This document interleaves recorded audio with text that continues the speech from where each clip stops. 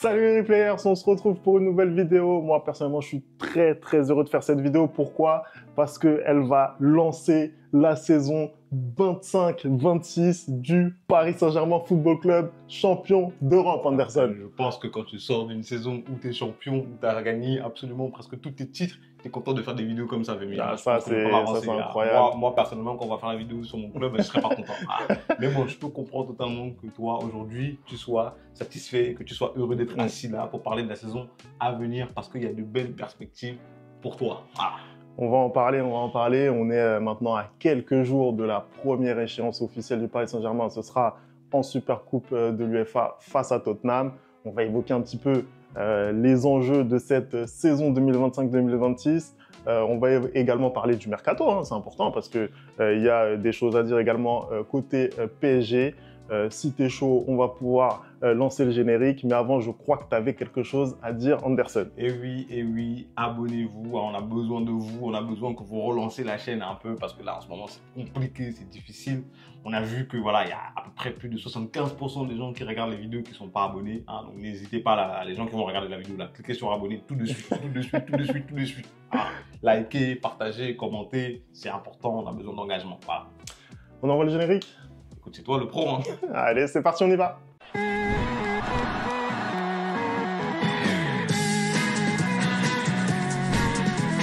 Allez Anderson, on commence cette vidéo. C'est vrai qu'on a été absent un long moment sur la chaîne. Ça ne nous a pas permis de vivre pleinement hein, avec nos abonnés le succès parisien en Ligue des Champions qui vient couronner une saison tout bonnement exceptionnelle. Je pense que le Paris Saint-Germain a fait tout simplement la meilleure saison de toute son histoire depuis sa création. C'est normal. On va pas mentir.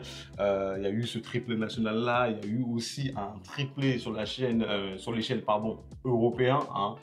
Ils ont remporté enfin le titre qu'ils attendaient depuis de nombreuses années, depuis que les Qataris sont arrivés. Hein. C'est enfin disponible dans la capitale et de quelle manière hein, parce qu'on a vu cette finale-là où le Paris Saint-Germain a tout bonnement écrasé l'Inter Milan. Hein. On a vu que c'était un peu l'apogée de tout ce que Paris avait fait dans la saison, hein, en termes de jeu, en termes de finition, en termes d'à peu près tout. Enfin.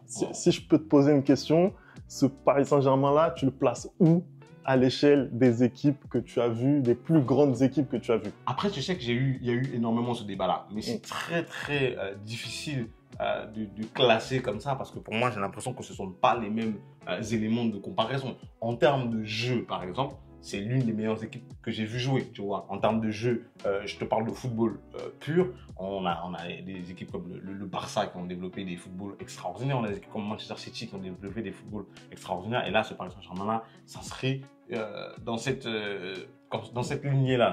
En termes d'efficacité, par exemple, on a des équipes comme le Real Madrid en 2017-2018 et en 2019 qui ont été exceptionnelles, où tu as l'impression que absolument personne ne pouvait les battre. En termes de, d'épopée, tu as ce Real de 2022 où tu as une épopée extraordinaire. Donc, c'est très difficile, en fait, de jauger la performance. Après, moi, je vois, en fait, le début de saison du Paris Saint-Germain en Ligue des Champions comme une équipe qui était prenable. Et à partir de Manchester City, il y a eu ce switch-là qui fait que là, ça devenait très difficile de se dire « Ah, tu peux prendre Paris ». Moi, je te l'ai dit. Moi, je te dis que franchement, s'ils passaient City, je les voyais aller au bout parce que je regardais leur côté du tableau. Je ne voyais pas le Real plus fort que ce Paris Saint-Germain. Je ne voyais pas Arsenal plus fort que ce Paris Saint-Germain-là. Moi, je savais que le vainqueur était forcément soit là, soit Barcelone de l'autre côté. Mais oui, je peux dire quand même que cette campagne de Ligue des Champions, elle n'est pas à minimiser. Hein. Là, il n'y a personne qui peut s'asseoir pour dire que oui, le Paris Saint-Germain a eu la chance de gagner la Ligue des Champions. Il n'y a personne qui peut s'asseoir pour dire que le Paris Saint-Germain ne mérite pas de gagner sa Ligue des Champions. Tant le jeu et l'efficacité ont été juste... Luis Enrique, il a transformé ton équipe. Voilà. Non, je suis d'accord avec toi. Après, effectivement, je pense qu'il faut tempérer un petit peu ce qu'a fait le Paris Saint-Germain à l'échelle de l'histoire du football et à l'échelle de l'histoire de la Ligue des Champions, hein, parce qu'il il y a énormément d'équipes quand même qui ont très bien joué. Hein. Ne serait-ce que le City 2023 de Guardiola, ça a été quand même une très grande équipe. Les équipes de Liverpool de Klopp, ça a été aussi des grosses équipes. Et pourtant, je pense qu'on n'en a pas fait des plats sur ce qu'ils ont fait. Tu vois. Après, pour City, on en a fait des plats quand même. Parce que je suis désolé, City, j'ai l'impression que chaque fois qu'ils gagnent la Ligue des Champions, on te fait comprendre que c'est la meilleure équipe qu'on a vu jouer depuis les 10 dernières années, depuis les 20 dernières années. Pour le FC Barcelone aussi, c'est assez similaire. Après, ça, je peux un peu plus comprendre. Parce que c'est on va dire, une domination à l'échelle européenne. C'est ça. Qui est un peu plus long. Et pour moi, c'est ce qui va faire que ce Paris Saint-Germain va vraiment pouvoir rentrer dans le panthéon du football européen, c'est s'installer sur la durée. Après, nous, c'est clair que en tant que supporters parisiens, on a kiffé. Ça a été exceptionnel. Ils nous ont donné tellement de plaisir que voilà, on est forcément un petit peu chauvin, mais voilà, si on prend un petit peu de recul par rapport à tout ce qui a pu se passer dans le football, évidemment que ce PSG a encore des choses à prouver. En tout cas, Anderson, si on se projette un petit peu maintenant sur la nouvelle saison, bah, il y a un mercato qui démarre piano, on va dire. Qu'est-ce que tu penses, toi, de ce mercato? Est-ce que, globalement, tu penses que c'est la bonne stratégie à apporter de continuer sur la stabilité, en sachant que c'est compliqué pour une équipe comme le PSG de continuer à gagner? Bah, écoute, c'est juste logique. À un moment donné, il y a énormément de proverbes hein, qui peuvent expliquer ce qui est en train de se passer. Hein. Comme on dit souvent, c'est dans les vieilles casseroles qu'on fait les meilleurs plats. Hein. J'ai envie de citer celle-là, parce qu'à un moment donné, qu'est-ce que tu veux changer? Tout marche bien. Hein. Souvent, le bien est l'ennemi du mieux. Hein. Le mieux est l'ennemi du bien, pardon. Tu peux pas faire mieux que ce que tu as fait la saison dernière. Tu vas ramener quelle pièce pour, fortifier ton équipe qui vient de gagner la Ligue des Champions. À un moment donné, souvent, faut être logique. Tu n'as eu aucun départ important. Tu n'as pas de raison d'avoir des arrivées importantes. Ce que tu peux faire, par contre, en effet, qui aurait peut-être pu poser problème la saison dernière s'ils avaient eu des blessures, c'est ton banc. Tu peux agrémenter ton banc, tu peux ramener des joueurs, pas de seconde zone, j'ai pas envie de dire de seconde zone, mais des joueurs qui vont être dans la rotation un peu plus fort. Là, il n'y a pas de souci. Mais au niveau du 11, tu n'as absolument rien à toucher. Et je suis désolé de voir un Paris Saint-Germain qui serait hyper actif sur le marché des transferts, ce serait une très mauvaise nouvelle pour vous. Après, je suis d'accord sur l'analyse que tu fais du banc du Paris Saint-Germain, parce que c'est vrai qu'on a beaucoup loué le turnover de Luis Enrique depuis qu'il est au Paris Saint-Germain. On s'est rendu compte très rapidement, là, sur les matchs qui comptaient cette saison en Ligue des Champions, que il avait son groupe, son noyau dur de 13-14 joueurs qui ne bougent pas énormément finalement hein, dans les gros matchs. Donc, effectivement, le banc, c'est une problématique. Après, il y a des postes sur lesquels on avait certaines interrogations, certains doutes. Typiquement, les deux actions qui ont été faites là sur le mercato, puisqu'on va en parler, hein, Lucas Chevalier donc, qui a signé au Paris Saint-Germain et Ilya Zabarny qui va signer au Paris Saint-Germain, ces deux mouvements-là répondent quand même à des interrogations sur le niveau des deux individualités qui vont remplacer normalement numériquement. Hein. Si on se penche déjà sur Gigio Donnarumma, malgré l'énorme campagne de Champions League qu'il a fait, il y a toujours ces doutes-là, les doutes notamment sur son jeu au pied, même les doutes sur sa fiabilité, sa régularité tout simplement, à pouvoir répéter ce genre de performance. Donc, est-ce que finalement, il ne faut pas prendre les devants, même si tu as gagné, hein, parce que c'est ça la difficulté, c'est d'expliquer à quelqu'un avec qui tu as gagné et de dire, en fait, tu fais pas l'affaire. Ouais. Donc, est-ce que toi, tu considères qu'il faut, malgré tout, continuer à recruter? Après, oui, je peux l'entendre aussi, cette manière de penser-là.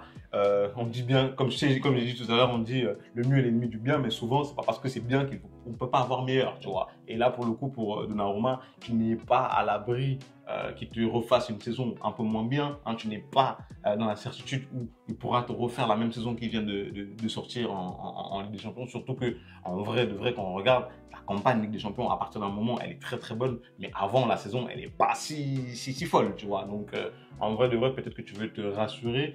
Maintenant, la stratégie, moi, je ne sais pas c'est laquelle. C'est-à-dire que est-ce que tu prends Chevalier pour passer Donnarumma en deuxième et du coup, qu'en est-il comment il s'appelle, de votre deuxième gardien Safonov. De Safonov aujourd'hui, ou est-ce que Donnarumma va partir et du coup, Safonov reste en deuxième gardien et Chevalier passe en numéro 1.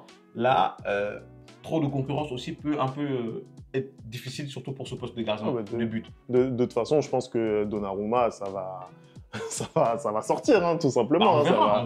Il faut déjà qu'il pas... trouve une porte de sortie. Je pense que c'est peut-être compliqué. Ça peut être très compliqué. Je pense que ça va pas être évident compte tenu du salaire de Didio, mais clairement, aujourd'hui, le PSG n'a pas le choix. Le PSG doit se débarrasser de Donnarumma maintenant qu'il a fait le choix de faire venir Lucas Chevalier. C'est impossible pour moi d'avoir les deux.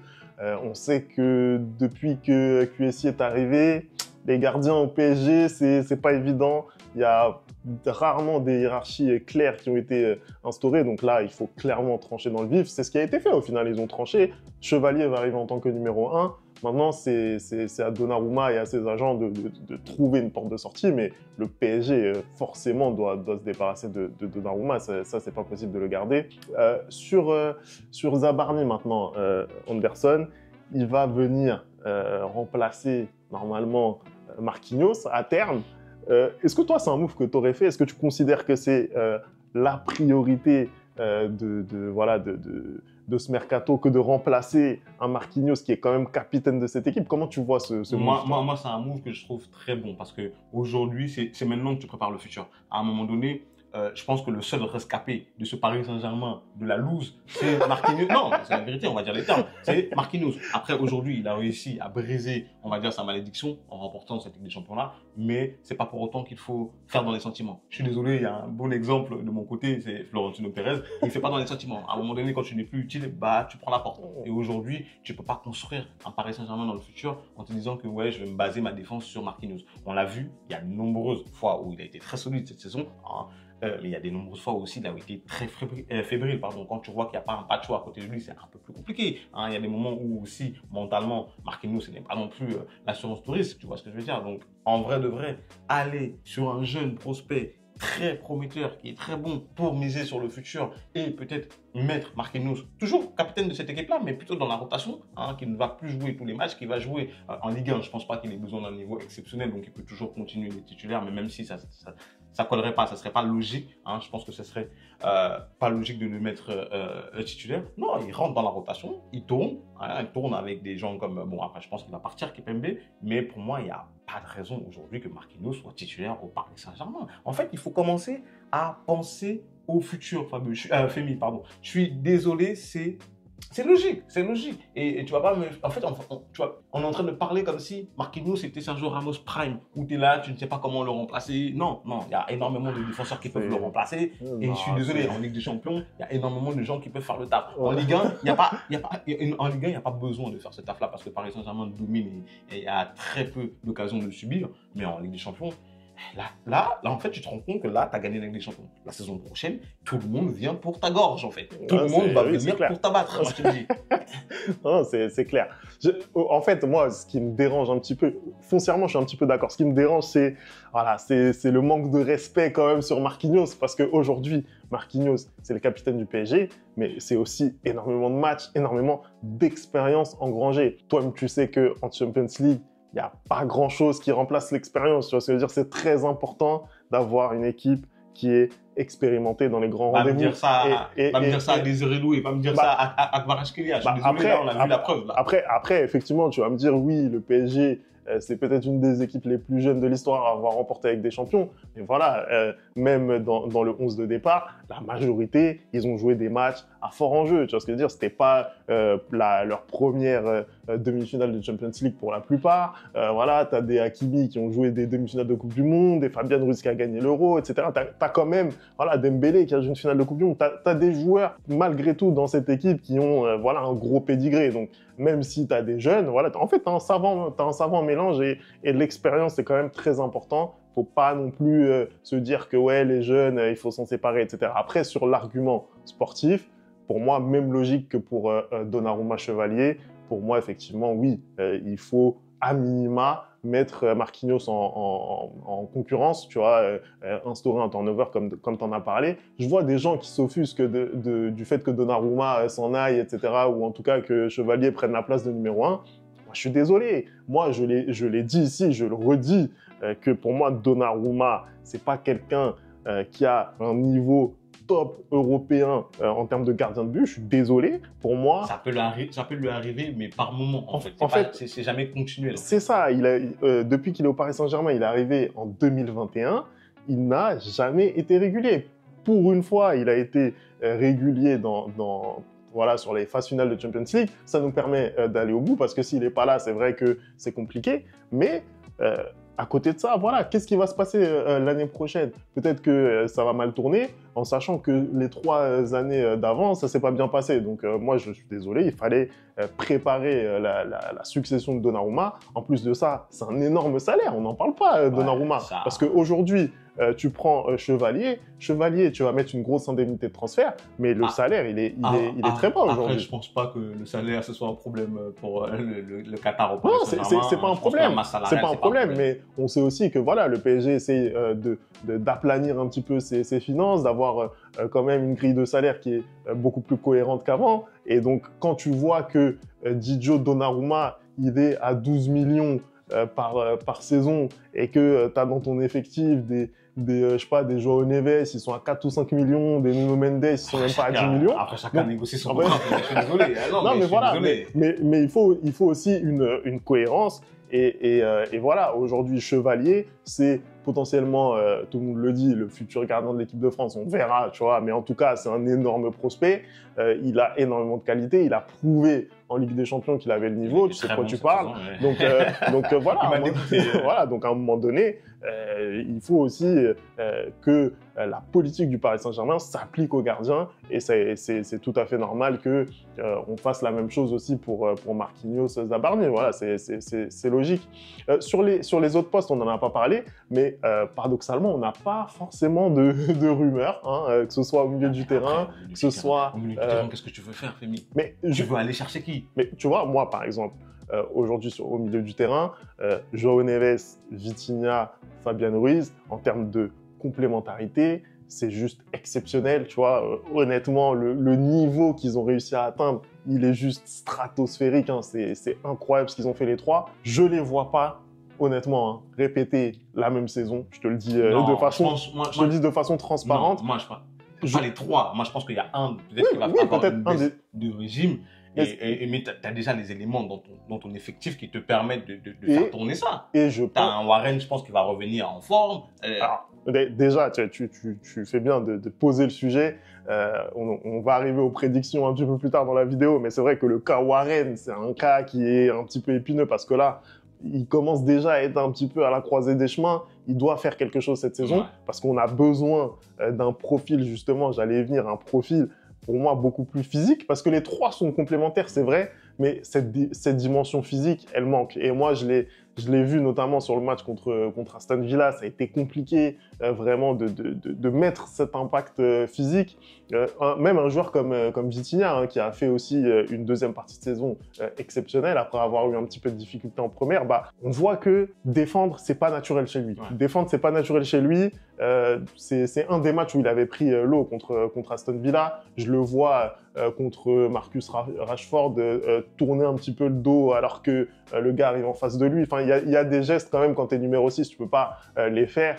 Et je pense qu'il faut un profil qui tranche avec ce qu'on a déjà, un profil à un gros gabarit, toujours à l'aise techniquement bien sûr, mais quelqu'un qui va être capable enfin de mettre de l'impact. Je ne sais pas ce que tu en penses, mais moi, le fait de ne pas entendre des rumeurs, même si voilà, on a Warren, on a Seny Mayulu, etc.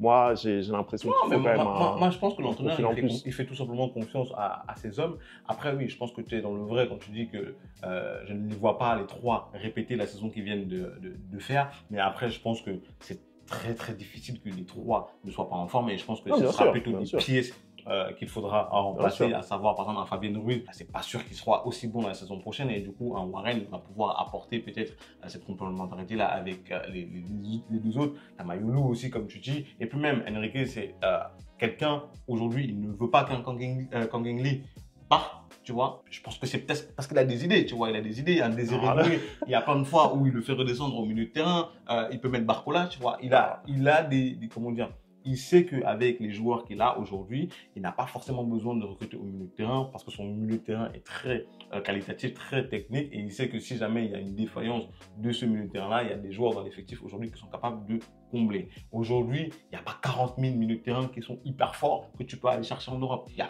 personne. En fait, le combo qualité technique, dimension physique, il est vraiment difficile à trouver. Et tout le monde est déjà pris. Mais je pense que c'est un profil qui nous manque, tu vois.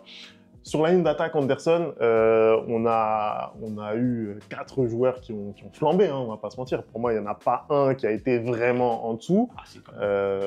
Il va encore nous parler de Bradley. Je vais pas le supporter. Je vois les gens dans les commentaires. Je vois les gens dans les commentaires du Ballon d'Or qui me disent que ouais, c'est un non-sens que j'abuse à propos de Bradley. Mais non, soyons honnêtes, soyons logiques, hein, soyons un peu au-dessus des choses, hein, prenons un peu de la hauteur par rapport au clubisme. Et je suis désolé, des 4, c'est Bradley le moins fort. Non, après, que Bradley soit celui qui a fait peut-être la moins bonne saison, peut-être, et encore sur l'ensemble de la saison, je suis pas certain. En tout cas, dans les matchs qui comptent, voilà, sur la deuxième partie de saison, c'est lui qui a pêché, on va pas se mentir. Encore que je trouve que justement, il se reprend très bien en fin de saison.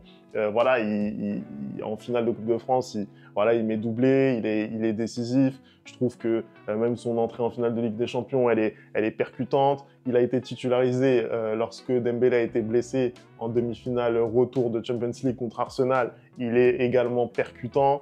Donc voilà, je trouve que sa fin de saison quand même, moi, me donne de l'espoir et je trouve qu'il a été très bon. Et après, je trouve qu'on banalise vraiment ce qu'il a fait d'un point de vue statistique. En fait, ce gars-là, c'est un tel générateur d'occasions que tu te dis, c'est pas possible en fait de le mettre de côté en fait. Pour moi, c'est vraiment le 12e homme de cette équipe. Voilà, moi je le mets pas de côté, c'est juste ton super sub, c'est tout. Et il suffit de voir comment on parle par exemple Ousmane Dembélé. Ousmane Dembélé, il te dit clairement, moi, le gars que j'ai envie d'avoir à côté de moi, c'est pas Kvara, c'est pas Doué, voilà, c'est Barcola. C'est Barcola que j'ai envie d'avoir à côté de moi. Barcola, c'est vraiment quelqu'un, je trouve, hein, je pense pas que voilà, c'est un talent générationnel. On voit que il a un peu plus de mal qu'un Désiré Doué, par exemple, à éliminer en 1 contre 1. Ok. Par contre, le QI foot, il est très élevé. C'est quelqu'un qui a la tête sur les épaules et je pense qu'il va faire son petit bonhomme de chemin. Après, la question c'est, est-ce que tu continues avec ces 4-là sans rien toucher ou est-ce que tu rajoutes en fait un élément supplémentaire? Ça serait bien aujourd'hui. Après, tu as aussi tes numéros 9 qui sont là pour remplacer. En fait, pour moi, j'ai l'impression que tu as déjà tout dans l'effectif. Après, aujourd'hui, il faudrait peut-être aller piocher plutôt du côté des jeunes pour essayer de faire tourner et de les faire monter un peu. Parce qu'encore une fois de plus, Femi, je ne pense pas que tu puisses aller chercher un grand numéro 9 ailleurs. Tu vois, tu as déjà ta ligne d'attaque, tu as déjà tes remplaçants, on va dire, potentiels dans cette ligne d'attaque-là. Encore une fois, tu vas aller chercher qui et dans quel but. Aujourd'hui, ce qu'il te faut avant tout, c'est de la continuité. Où il y a énormément de clubs qui sont en reconstruction. Donc peut-être que toi, tu auras justement cette chance-là de pouvoir continuer avec les mêmes joueurs. Tu as Real Madrid, je ne pense pas qu'ils vont être, très efficaces en Ligue des Champions cette saison, au vu du nombre de remplaçants, de remplacements qu'il y a eu. Tu as un Manchester United qui est en train de faire des changements, tu as un Chelsea qui est en train de faire des changements. En fait, tu as un Arsenal qui est en train de faire des changements. Il y a beaucoup de clubs qui sont aujourd'hui en phase de transformation. Et toi, tu as besoin de continuité. Tu ne peux pas rentrer aussi dans cette même phase de transformation parce que tu vas perdre l'avantage que tu viens d'avoir sur l'Europe. Donc, il n'y a pas de raison d'aller chercher un mec qui va jouer à gauche. Non, tu as déjà 2 mecs qui peuvent jouer à gauche. Il n'y a pas de raison d'aller chercher un mec à droite. En fait, déjà même, quand tu regardes ta ligne d'attaque, aujourd'hui, les 3 sont capables de jouer à n'importe quel poste de l'attaque. Tu vois, donc déjà, c'est une bonne chose pour toi. Mais je pense que c'est ça le principal problème parce que j'ai parlé de 4 éléments, j'ai pas parlé du 5e, en l'occurrence Gonzalo Ramos. Il a un profil qui détonne par rapport aux 4 autres.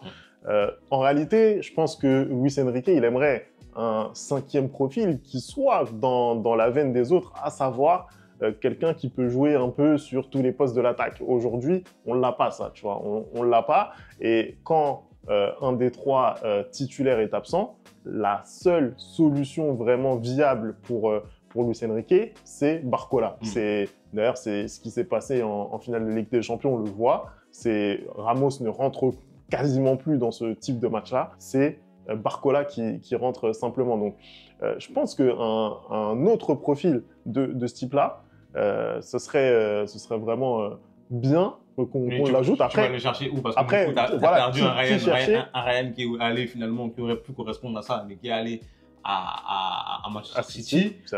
Tu vas prendre qui d'autre? Ouais, après, le marché est compliqué de toute façon, on va pas se mentir. Hein. On entend des Akliouche, etc. Bon, c'est compliqué. Il est encore au tout début de sa carrière. Je pense qu'en termes de profil, c'est ce qu'il nous faut.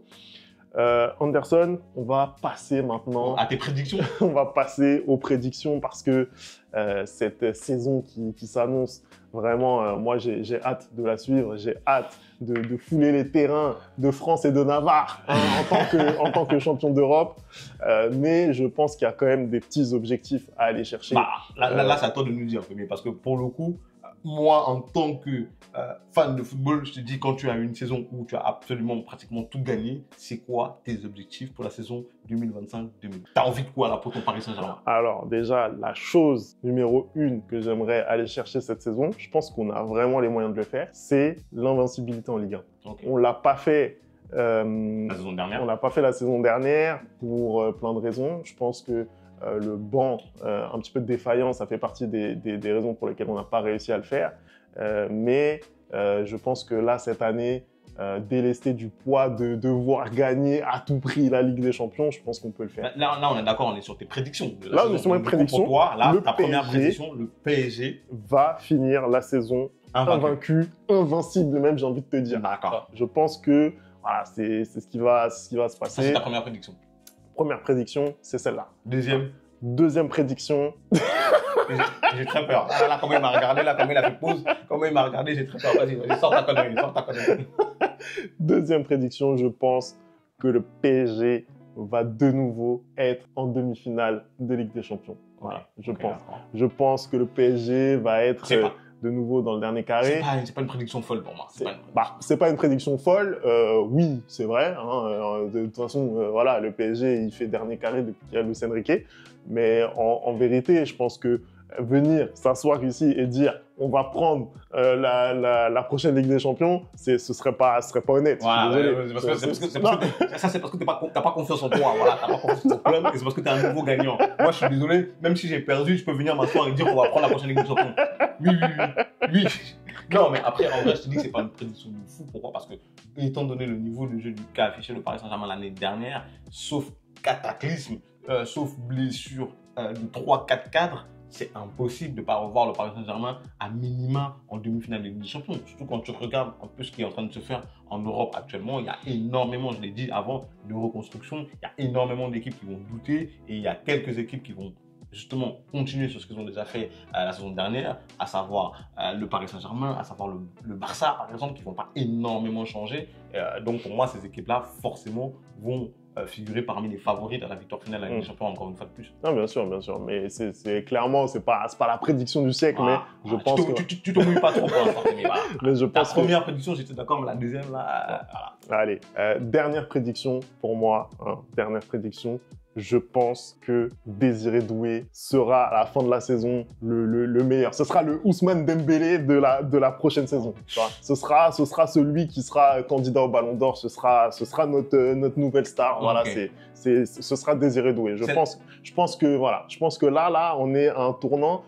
Désiré Doué, c'est quelqu'un qui a une éthique de travail, une mentalité. Je pense qu'il a un plan en fait. Il veut aller à ses objectifs et en plus c'est pas quelqu'un qui s'éparpille, qui s'épanche un peu trop sur ce genre d'objectifs comme ça peut être le cas pour un gamin de Bondy. Mais en tout cas, je trouve que Désiré Doué, moi, il m'inspire la confiance. Il est fiable.